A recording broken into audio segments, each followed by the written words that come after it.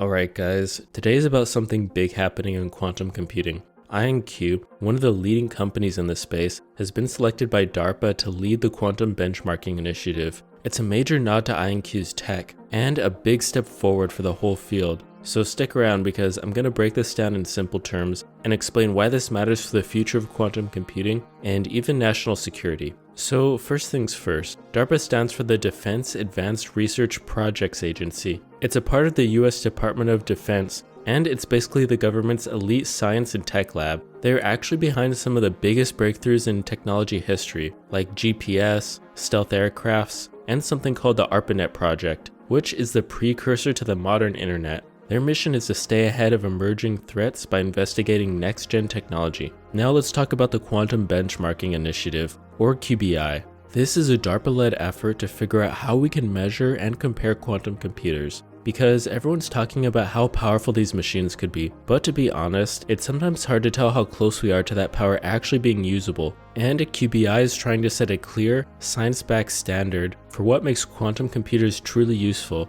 It's a bit like setting a finish line so that the race to build these machines has some structure and accountability. So where does IonQ come in here? Well, DARPA has picked IonQ as one of the select few organizations to participate in phase 1 of this initiative. This means that IonQ's technology is being recognized as promising enough to test and benchmark. Specifically, IonQ is helping develop new metrics that will let researchers and government agencies figure out which quantum systems are just hype and which ones can really solve meaningful problems. IonQ was chosen in part because of its trapped ion quantum technology, because unlike other approaches that use superconducting circuits or photons, IonQ's systems use ions, charged atoms, held in place by electromagnetic fields, and these ions serve as qubits, and they're known for being extremely stable and high fidelity. And DARPA is clearly interested in this stability, which could be key for scaling quantum computers up to practical, air-resistant systems in the future. In phase 1 of the QBI, IonQ will work with DARPA to define what usefulness really means in quantum computing.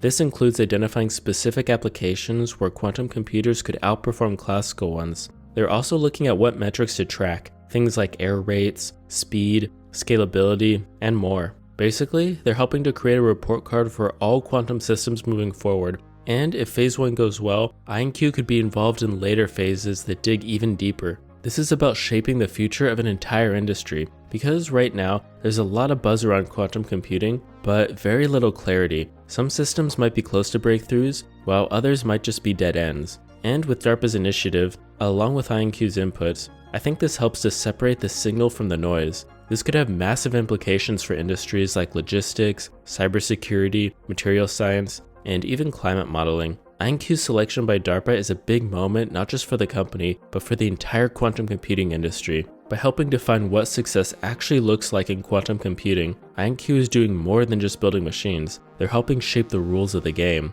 And with DARPA involved, you can bet this will influence government and private sector investment for years to come. IonQ really is leveling up this year. To see more of this in action, watch this video next. Anyway, thanks for watching, and I'll catch you next time.